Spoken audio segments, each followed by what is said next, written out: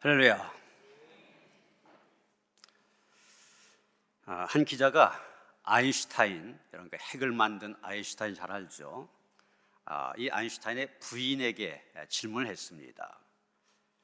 당신이 위대한 과학자와 함께 사는데 수학에 대해서 아십니까? 아니요, 대답합니다. 그러면 물리학을 아십니까? 아니요. 그러면 남편이 뭘 하고 계신지는 아십니까? 그것도 모르겠는데요. 그럽니다. 그랬더니 아니 당신 도대체 아인슈타인의 부인이 맞아? 이런 표정을 갖고 부인을 쳐다보는 기자를 향하여 이 부인이 이렇게 얘기합니다. 저는 아무것도 모릅니다. 그러나 오직 한 가지 분명한 것은 그 사람이 내 남편이라고 하는 것입니다. 여러분, 그렇습니다. 우리가 다른 거 다 몰라도 괜찮습니다. 그러나 하나님께서 나의 구원, 나의 소망이란 사실, 이것은 확실히 알아야만 됩니다. 하나님이 나의 주, 나의 하나님이시란 사실, 이것만 붙잡고 있으면 우리는 어떤 상황에서도 승리할 수 있는 것입니다. 여러분, 우리 교회에서 믿음을 많이 얘기하는데 성경이 말하는 좋은 믿음 무엇입니까? 어떤 신학적인 지식이 풍성하고 논리적으로 잘 아는 것이 좋은 믿음입니까? 아니면 어떤 위대한 업적을 남기든지 능력을 행한 것, 그것이 좋은 믿음입니까? 아닙니다. 인생에서 가장 불안할 때, 가장 낙심될 때, 가장 외롭고 쓸쓸할 때, 가장 큰 두려움이 나를 엄습할 때, 그때 다른 것을 의지하거나 붙잡지 아니하고 오직 하나님만 바라보는 것, 그것이 바로 좋은 믿음입니다. 오직 하나님께 모든 소망과 기대를 갖는 것입니다. 여러분, 다윗이 그랬습니다. 오늘 본문인 시편 62편 제목을 보시면 다윗의 시 이렇게 되어 있잖아요. 그러면 다윗이 어떤 배경에서 이 시를 썼을까? 보통 그렇게 얘기합니다. 다윗이 그 아들 압살롬이 반란을 일으키면서 왕의 자리에서 쫓겨났을 때 그때 쓴 거다, 이렇게 이야기하고 있습니다. 그때 다윗 아들 잃어버렸습니다. 왕의 자리도 잃어버렸습니다. 만 백성들과 신하들도 잃어버렸습니다.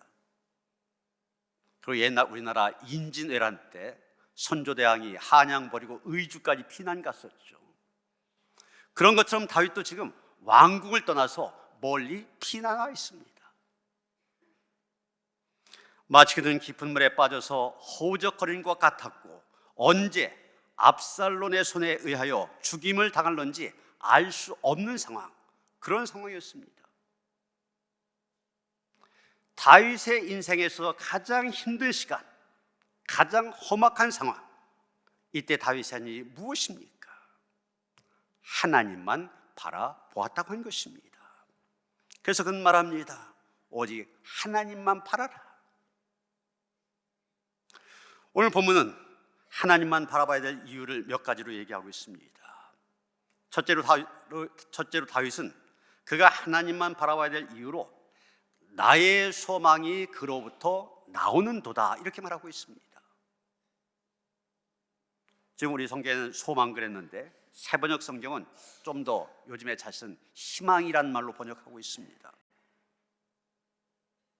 하나님이 우리의 소망이 되신다. 하나님이 우리의 희망이 되신다. 왜 하나님께서 우리의 소망이 되시냐? 하나님께서 모든 문제를 해결해 주시고 하나님이 모든 어려움을 맡아주시기 때문입니다. 다윗은 그것을 알았던 것입니다.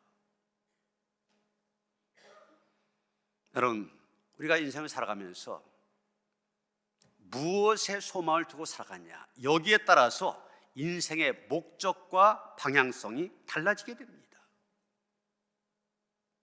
돈에 소망을 두고 살아가는 사람, 돈 버는 일에 모든 시간과 재능, 인생 투자할 것입니다.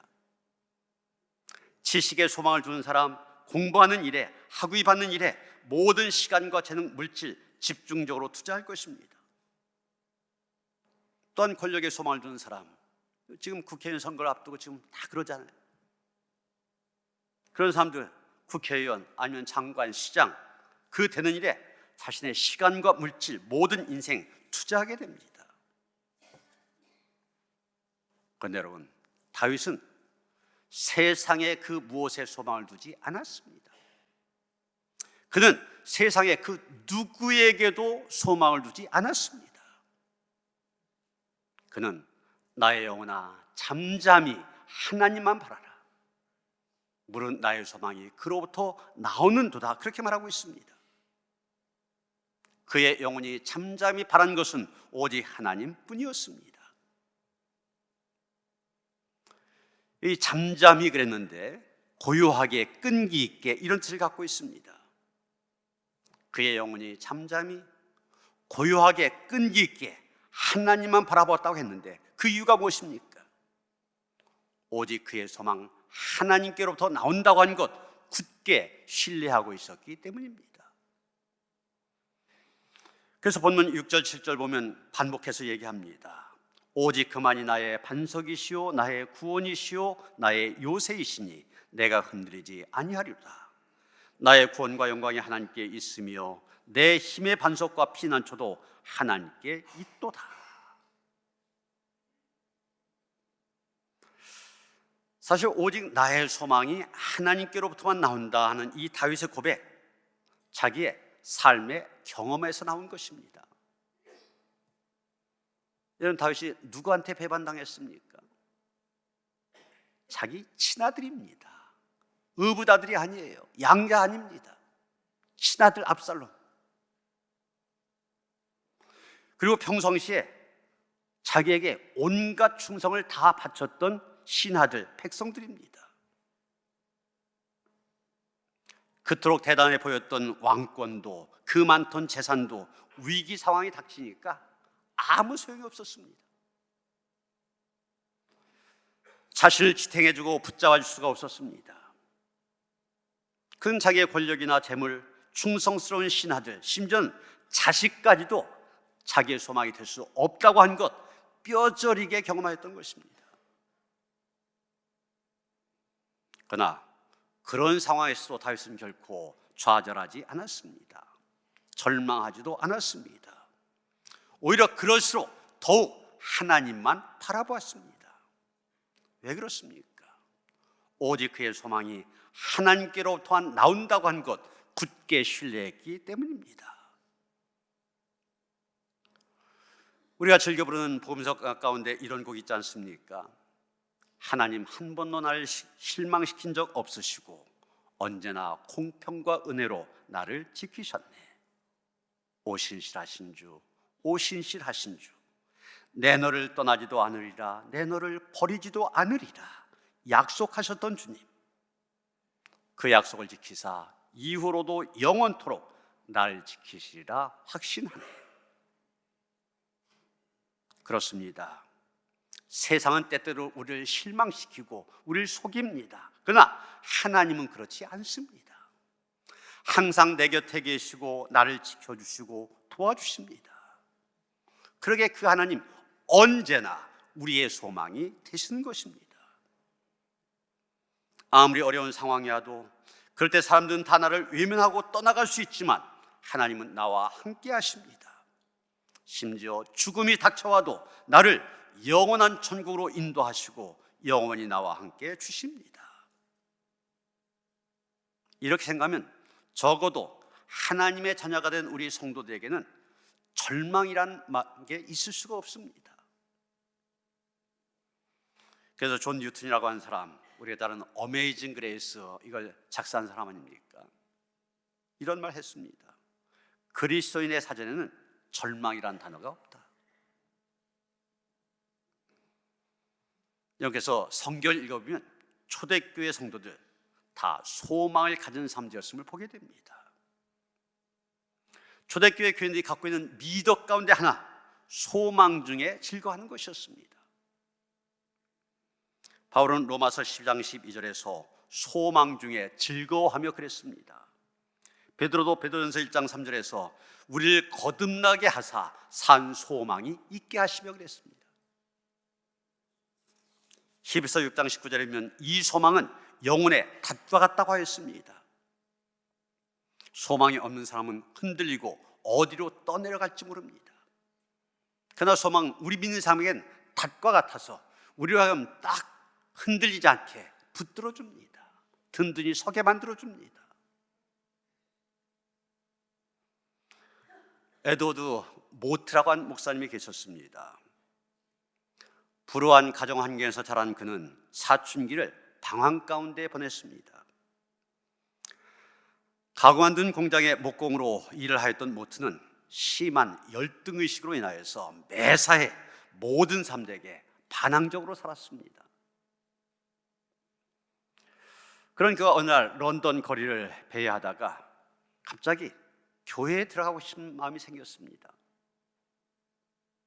그래서 한 교회에 들어갔더니 마침 부흥회가 열리고 있었습니다.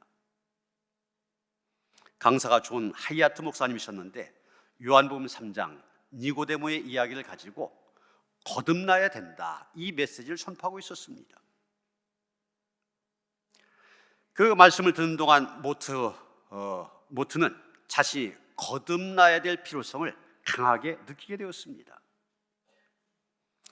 그날 밤 하나님께서 그의 마음을 만져주셔서 예수를 영접할 수 있도록 도와주셨고 영적으로 거듭나게 하셨습니다. 후에 그날의 체험을 그는 이렇게 기록하였습니다.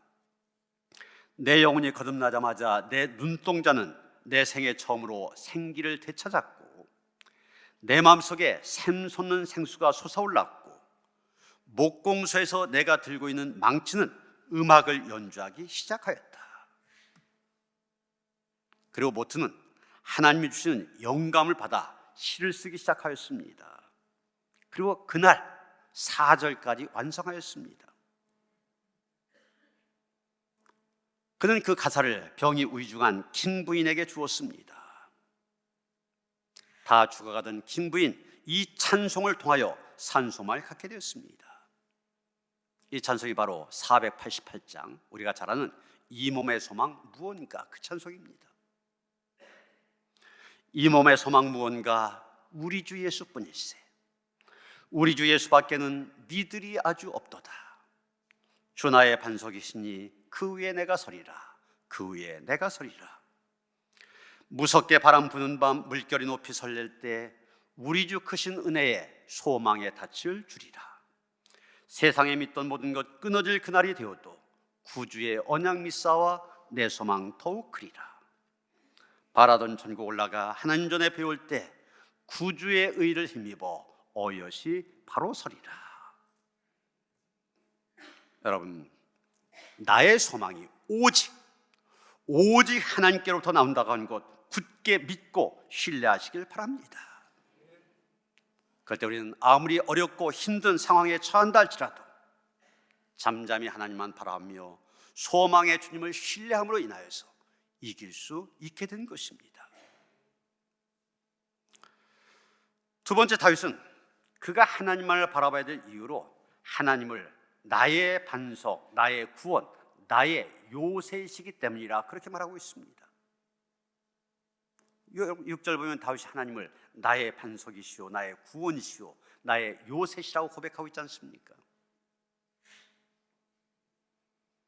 그런데 다윗은 하나님을 반석, 구원, 요새, 비유해서 설명하고 있는 것입니다. 우리가 다윗의 인생을 보면은 큰 위기를 겪은 일이 두 번 있었습니다. 물론 크고 작은 위기 많이 있었지만 크게 두 가지인데, 하나는 사울에게 쫓겨다닐 때가 있었습니다. 그리고 또 한 번, 바로 오늘 본문의 배경이라고 그랬죠. 아들 압살롬이 반란을 일으킴으로 인하여서 역시 쫓겨다닐 때, 이 큰 위기가 두 번 있었습니다. 하나님을 나의 반석, 나의 구원, 나의 요새라고 표현한 것은 바로 이러한 위기의 순간, 그 위기를 모면했던 자기의 구체적인 경험과 연결이 되어져 있습니다. 예를 들어 하나님을 반석이라고 했지 않습니까? 여기 반석이라는 말 히브리어로 셀라 이런 말입니다. 낭떠러지가 있는 높은 절벽을 가리키는 겁니다.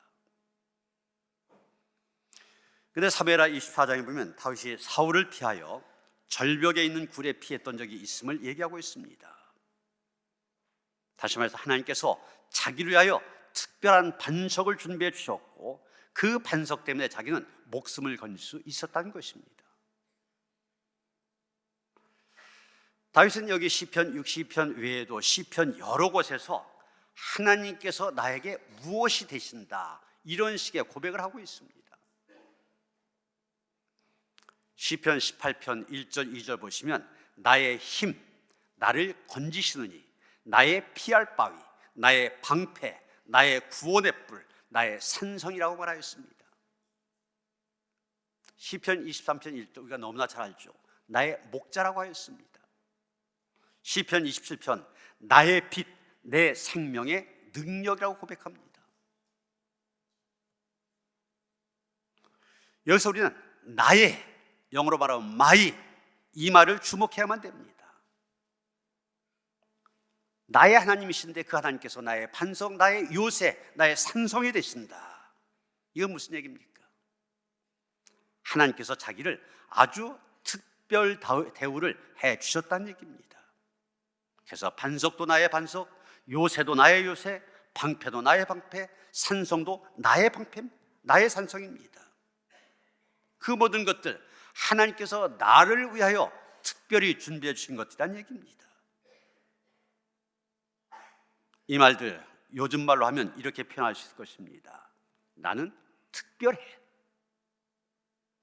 하나님께서 보실 때 난 아주 특별한 존재야, 이런 뜻입니다. 다윗 이런 믿음을 갖고 있었기 때문에 절망 속에서도 소망을 잃지 않을 수 있었던 것입니다. 기독교 명작 동화 가운데 You are special 이런 작품이 있습니다. 너는 특별해. 넌 특별한 존재야, 이런 뜻입니다. 내용은 그런 겁니다. 엘리란 목수가 만든 나무 사람들이 있는데 그 나무 사람들이 있는 마을이 있었습니다. 그런데 마을 사람들이 쉽게 말하면 투표를 합니다. 이 나무 사람이 굉장히 멋지면 그 밑에 별표를 붙입니다. 그런데 별로다. 그러면은 점표를 붙입니다. 그래서 주인공이 펀치넬로인데 이 펀치넬로는 온통 점표만 받고 있었습니다. 누구도 그를 주목하지 않는다는 얘기입니다. 그러니까 이 펀치넬로는 굉장히 시리에 빠진 채 살아가고 있었습니다. 그러던 어느 날 자기를 만든 엘리 아저씨를 만나게 됩니다.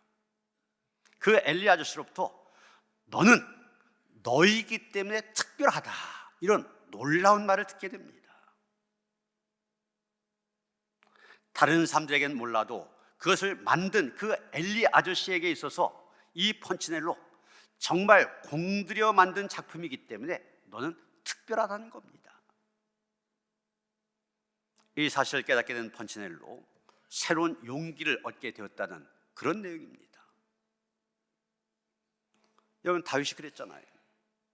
누구도 알아주지 않는 사람이었습니다. 사무엘이 2세 집안, 2세 아들들로부터 왕을 뽑아갖고 기름 붓기 위해서 2세 집을 찾아옵니다. 아버지 이세는 이 다윗의 형 7이 있었는데 그 7 아들을 차례대로 다 이 사무엘에게 추천을 합니다. 그래서 사무엘 앞에 나서게 합니다. 그런데 다윗은 어떻게 했습니까?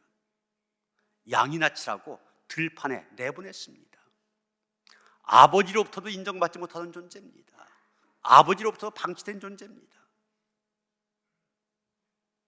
특히 사울에게는 죽이고 싶을 정도로 귀찮은 존재였습니다.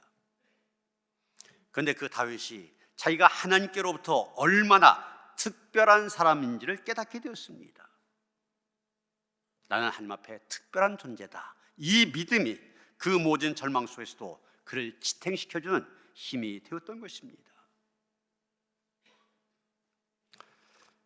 제가 군목으로 군대에 있을 때 병사들에게 설교하거나 교육하는 기회가 많이 있었는데 그럴 때마다 강조했던 말이 그겁니다. 너는 특별한 사람이야. 너는 특별한 존재. 이걸 강조했습니다. 왜 그러냐면 군대에 들어오면 하나같이 자존감이 떨어지기 때문입니다. 아무리 명문대학을 나왔다 할지라도, 또 아무리 능력이 있는 사람이라 할지라도 군대에서는 계급장대로 갑니다. 쫄병이면은 쫄병 대우 받으면서 맨날 쫄병으로 주눅이 들어가고 살아갑니다. 제가 처음 부대에 들어갔을 때 저를 돕는 대대 군종병 가운데 저와 대학 학번이 같은 그런 병사가 있었습니다. 제가 대학을 졸업하고도 3년 있다가 군대에 갔으니까 이 친구 굉장히 늦게 간 거죠. 전북대학을 나왔는데 대학원까지 마치고 군대에 들어오다 보니까 그렇게 늦었습니다. 근데 계급이 1등병, 작대기 2개입니다.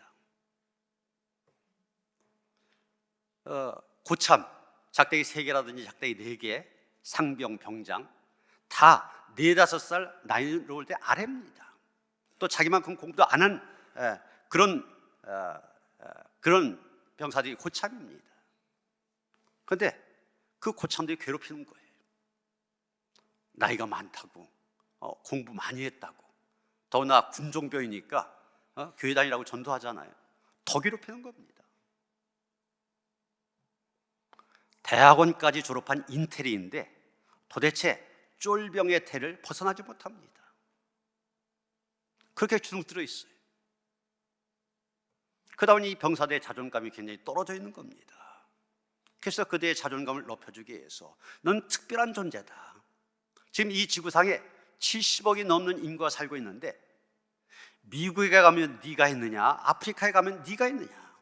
넌 70억 중에서 유일무이한 존재야. 특별한 존재야. 이걸 강조했었습니다. 그렇습니다. 여러분 하나님께 서 보실 때 특별한 존재들입니다. 한 사람 한 사람 계획이 있어서 이 땅에 보내셨고 여러분의 앞날에 대한 하나님의 계획이 있습니다. 그 길을 하나님께서 열어주신 줄 믿으시길 바랍니다. 이 믿음 가지고 하나님 바라보며 살아야 됩니다. 세 번째, 다윗은 그가 하나님만 바라봐야 될 이유를 이번에는 인간 차원에서 이야기하고 있습니다. 9절 보시면 슬프도다. 사람은 입김이며 인생도 속임수이니 저울에 달면 그든 입김보다 가벼우리로다. 왜 우리가 하나님을 바라봐야 되냐? 사람은 입김이기 때문이라고 얘기하고 있습니다. 지금 여기 사람의 본질을 입김이라는 말을 표현하고 있지 않습니까? 이 말은 히브리어로 헤벨 이런 말인데 전도서에 나오는 핵심 단어입니다. 이런 전서에서 계속 강조되는 것이 허망 아닙니까? 그래서 전도에서는 허망으로 번역된 그런 말입니다. 인간은 한낱 입김에 불과하다는 것이죠. 우리가 한번 후 불면은 입김 나오지만 금방 사라지잖아요. 그런 것처럼 아무것도 아닌 존재, 보잘것없는 존재, 그게 바로 우리 인간이라는 얘기입니다. 이사야 40장 15절 보면 이사야 선자도 이렇게 말하고 있습니다. 보라, 그에게는 열방이 통에 한 방울 물과 같고 저울의 작은 티끌 같으며 섬들은 떠오르는 먼지 같으리니. 여러분, 열방이라고 하는 것은 세상 모든 나라를 가리키는 거 아닙니까? 세상 모든 나라가 하나님 보시기에는 통 안에 있는 물 한 방울과 같고 저울 속에 있는 자그마한 티끌과 같다는 겁니다. 여러분, 물통에 물이 가득 들어있는데 거기에 한 방울의 물, 그게 표가 납니까? 또 저울에 조그만 티끌이 거기에 앉혀져 있다가 했고 무게가 더 나갑니까? 아닙니다. 이처럼 열방, 세상의 모든 나라를 다 합쳐봐야 하나님 앞에서는 아무것도 아니라는 겁니다. 그렇다면 여러분, 그 세상 속에서 살아가는 나 하나는 무엇입니까? 세상의 모든 나라를 다 합쳐도 한 방울의 물, 저울 위의 티끌과 같은데 그 세상의 모든 나라와 비교하면 나 하나 아무것도 아니지 않습니까? 그런 나를 하나님 앞에 세우면 난 무엇이 되는 겁니까? 물 한 방울보다도 못한 존재, 티끌보다도 못한 존재가 되는 거 아닙니까? 한 방울의 물보다도 못하고 티끌보다도 못한 존재, 그게 바로 사람입니다. 인간입니다. 사람은 그만큼 연약한 존재란 얘기입니다. 여기 소래포구에서 배를 타시는 분들, 인간의 연약함, 인간의 무력함 느낄 때가 많지 않습니까? 지난해 남동문화원에서 남동구 구슬생의 자료집 남동 아름다운 사람들, 이런 책을 발간하였는데, 지역의 이 토박이들 가운데 특별하신 분들, 지역사회에 기여를 했다든지 아니면 이분들의 삶을 통하여서 지역사회를 이해할 수 있는 분들 9분에 대해서 쓴 겁니다. 구슬이니까 얘기를 들어가고 쓴 거죠. 그 9분 가운데 우리 전익수 장로님이 들어 계셔서 책을 갖다 주셔서 읽었는데, 9명 가운데 이 소래와 관련된 분이, 이 소래분이 3분이나 있습니다. 근데 그 중에 한 분, 소래포구의 산증인 50년 뱃사람 최대진 선장, 이런 이야기, 이 제목이 눈에 확 띄더라고요. 그래서 읽어봤습니다. 이분이 경기도 화성 우음도 아주 조그만 섬에서 태어났는데 14살 어린 나이에 아버지를 잃게 되자 어머니와 세 동생 생계를 책임지기 위해서 여기 소래포구로 나가서 그때부터 선원 생활을 시작합니다. 성실하고 부지런하게 일한 결과 어민 후계자로 선정이 되어지고, 그래서 정부 지원금을 받아서 목선이지만 그래도 4배, 내 이름의 배를 장만하여서 선장이 되어집니다. 바로 밑에 남동생이 있는데 그 남동생과 같이 배를 타며 열심히 고기를 잡아서 얼마가 지난 다음엔 그 목선을 좀 더 크고 튼튼한 철선으로 바꾸었습니다. 가족들, 그중에 남동생이 엄청 기뻐하였고 둘이 다짐합니다. 우리 조금 더 벌어서 네 몫도, 동생의 몫도 배도 장만하자. 그런 계획을 세웠습니다. 그러면서 하는 얘기가, 그때는 세상이 다 우리 것처럼 느껴졌다고 하는 것입니다. 그런데 그 기쁨이 채 가시기도 전에 큰 사고를 당하게 됩니다. 철선으로 바꾸고 일주일 만에 동생이 사고사를 당한 것입니다. 만선을 하고 돌아와 배를 이 소래포구 부두에 대는데 다른 배도 같이 들어오는 것을 못 봤습니다. 그래서 이 동생이 2배 사이에 끼어서 사고를 당한 거예요. 그분이 표현합니다. 정말 눈 깜짝할 사이, 눈 깜짝할 사이에 그 일이 일어났다는 겁니다. 여러분, 이게 인생입니다. 우리 나름대로 미래에 대한 화려한 계획을 가지고 그렇게 노력을 하지만 잠시 후의 일도 알지 못한 인생, 그게 바로 우리의 모습입니다. 그래서 성경은 그런 인생을 가리켜서 오늘 읽을 말씀에는 입김에다 비유했지만 다른 곳에서는 여러 가지 다양하게 표현하고 있습니다. 그림자와 같은 인생, 벌레와 구더기 같은 인생, 티끌로 돌아갈 인생, 풀과 꽃과 같은 인생, 안개 같은 인생, 이게 우리의 인생이라고 진단하고 있습니다. 그만큼 연약한 존재란 얘기입니다. 여러분, 나폴레옹, 내 사전에는 불가능이 없다, 불가능이라는 단어가 없다, 대단했던 사람 아닙니까?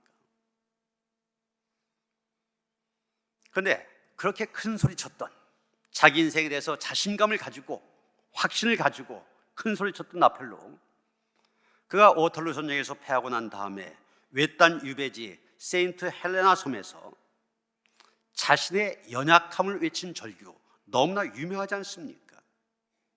뭐라고 했습니까? 나는 칼로 세계를 지배하려고 하였지만 실패했다.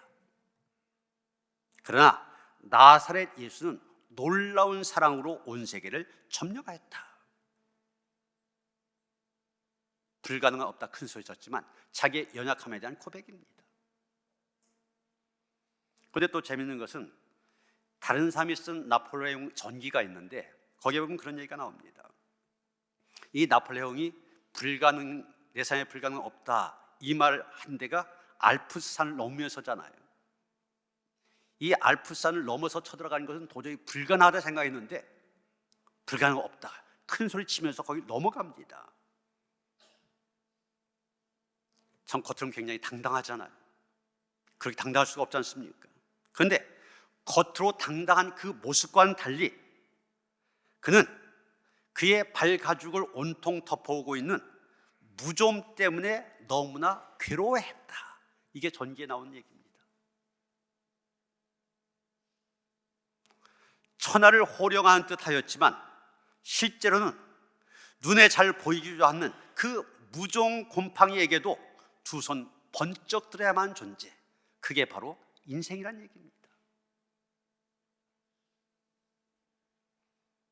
이런 연약한 우리의 인생, 이러한 인생이 어떻게 신뢰의 대상이 될 수 있습니까?